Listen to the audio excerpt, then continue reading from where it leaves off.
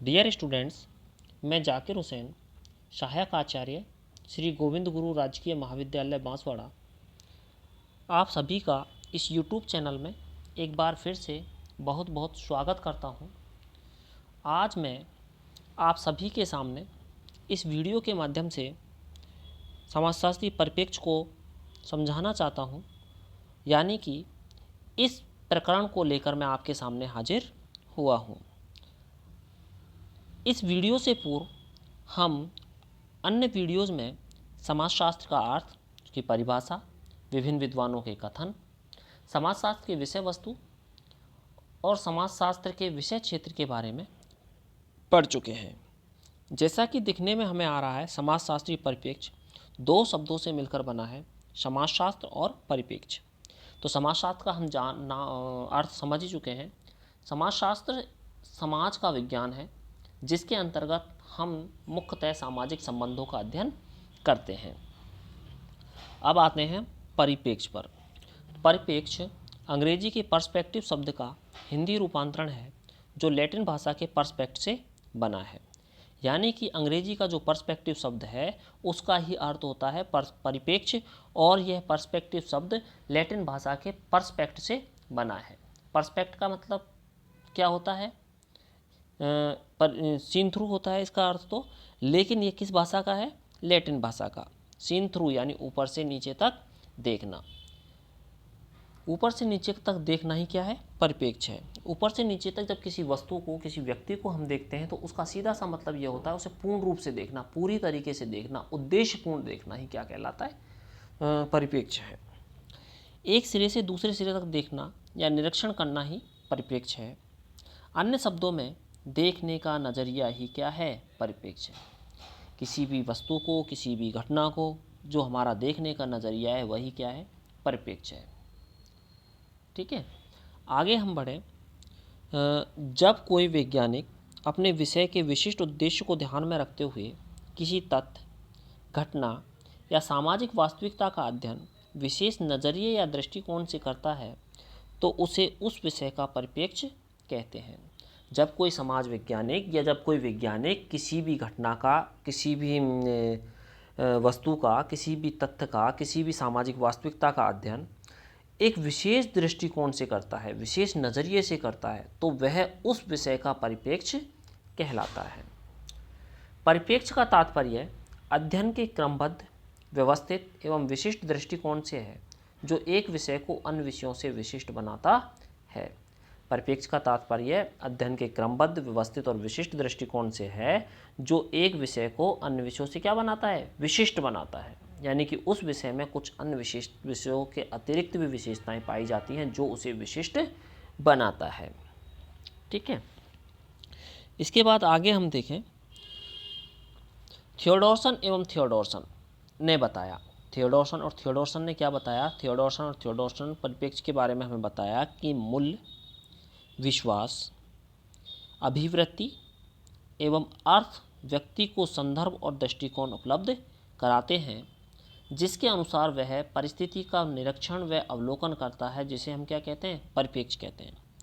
व्यक्ति के मूल्य, व्यक्ति के विश्वास, व्यक्ति की अभिवृत्ति और व्यक्ति द्वारा किसी भी बात का लगाया गया अर्थ, किसी भी वस्तु का लगाया गया अर्थ, किसी भी संबंध का लगाया गया अर्थ, ये सभी व्यक्ति को एक दृष्टिकोण उपलब्ध कराते हैं, और इस दृष्टिकोण के आधार पर ही व्यक्ति किसी भी परिस्थिति का निरीक्षण करता है, और जो अवलोकन करता है इसे ही हम परिप्रेक्ष्य के नाम से जानते हैं। ये तो किसने कहा? थियोडोरसन एवं थियोडोरसन ने।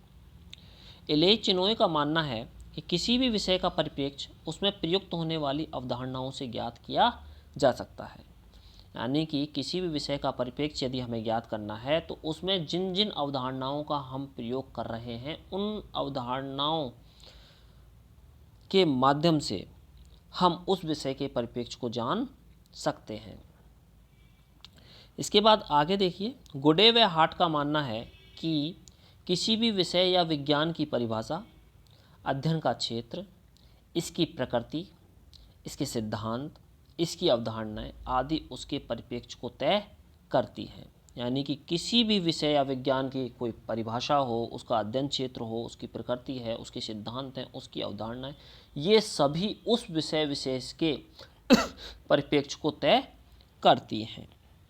ठीक है, तो इसके बाद हम देखें आगे, समाजशास्त्रीय परिप्रेक्ष्य के अंतर्गत समाजशास्त्रीय परिप्रेक्ष्य के अंतर्गत समाजशास्त्री सामाजिक क्रियाओं, सामाजिक समूहों, सामाजिक संबंधों, सामाजिक संस्थाओं, सामाजिक व्यवहारों, सामाजिक व्यवस्था, सामाजिक अव्यवस्था, सामाजिक परिवर्तन, सामाजिक स्तरीकरण आदि सभी के अध्ययन को सम्मिलित करते हैं। यानी कि समाजशास्त्री इन सभी बातों को समाजशास्त्रीय परिप्रेक्ष्य के अंतर्गत शामिल करते हैं। समाजशास्त्रीय परिप्रेक्ष्य में सामाजिक घटनाओं का वैज्ञानिक दृष्टि से अध्ययन कर कार्यकारण संबंधों के संदर्भ में देखा जाता है। सामाजिक घटनाओं का वैज्ञानिक दृष्टि से हम अध्ययन करते हैं और उन्हें कार्यकारण संबंधों के संदर्भ में देखते हैं। यही क्या है, समाजशास्त्रीय परिप्रेक्ष्य है। ठीक है, अब उदाहरण के लिए परिप्रेक्ष्य का मतलब होता है देखने का नज़रिया।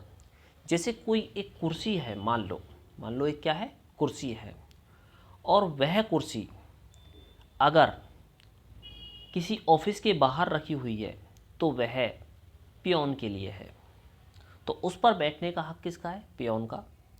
लेकिन अगर वही कुर्सी अगर किसी ऑफिस में अंदर साहब की लिए रखी हुई है तो उस पर पियोन नहीं बैठ सकता, उस पर कौन बैठेगा, कोई साहब ही बैठेगा, कोई अधिकारी ही बैठेगा। तो स्थान बदलते ही, कुर्सी तो वही है लेकिन स्थान बदलते ही उसकी जो सत्ता है वो बदल गई। ठीक है, तो एक राजनीति शास्त्री इस कुर्सी के आधार पर यह देखेगा कि इस पर सत्ता किसकी है। एक अर्थशास्त्री का देखने का नज़रिया उस कुर्सी की कीमत पर होगा कि इस कुर्सी को बनाने में कितने पैसे खर्च हुए और इसे कितने में बेचा गया था, तो वह लाभ हानि को देखेगा। कुर्सी तो एक ही है लेकिन अलग अलग समाज विज्ञानियों का उस कुर्सी के प्रति अलग अलग विचार है। ठीक है, तो ये तो क्या है, समाजशास्त्रीय परिप्रेक्ष्य है। यानी कि सामाजिक घटनाओं का वैज्ञानिक दृष्टि से अध्ययन कर कार्यकारण संबंधों के संदर्भ में देखना ही क्या है, समाजशास्त्रीय परिप्रेक्ष्य है। समाजशास्त्रीय परिप्रेक्ष्य को हम एक अन्य उदाहरण फुटबॉल के खेल के माध्यम से समझ सकते हैं। फुटबॉल के गेम में फुटबॉल एक होती है, ठीक है, और उस फुटबॉल का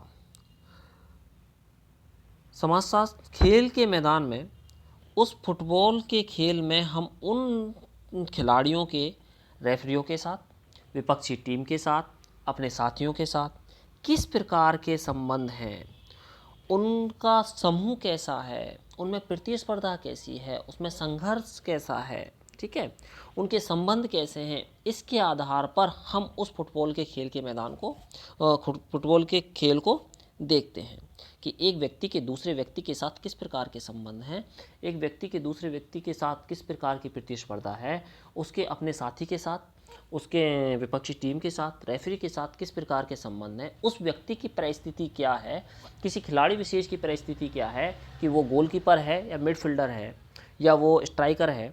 तो वह कहने का मतलब यह है कि फुटबॉल के खेल के मैदान में व्यक्ति की परिस्थिति और भूमिका का भी अध्ययन हम कर सकते हैं। तो इस प्रकार फुटबॉल के खेल के मैदान का हम समाजशास्त्रीय परिप्रेक्ष्य से अध्ययन कर सकते हैं, उसके माध्यम से हम उसे समझ सकते हैं। अब आगे हम देखें, समाजशास्त्रीय परिप्रेक्ष्य को दो भागों में बांटा जा सकता है, वैज्ञानिक परिप्रेक्ष्य और मानवतावादी परिप्रेक्ष्य। वैज्ञानिक परिप्रेक्ष्य किसी भी घटना को वैज्ञानिक दृष्टि से, किसी भी व्यक्ति को, किसी भी संबंधों को वैज्ञानिक दृष्टि से देखता है, जबकि मानवतावादी परिप्रेक्ष्य उसे मानवता की दृष्टि से देखता है। इस प्रकार आज के इस वीडियो के माध्यम से हमने समाजशास्त्रीय परिप्रेक्ष्य का अर्थ और उसके दो भागों को जाना।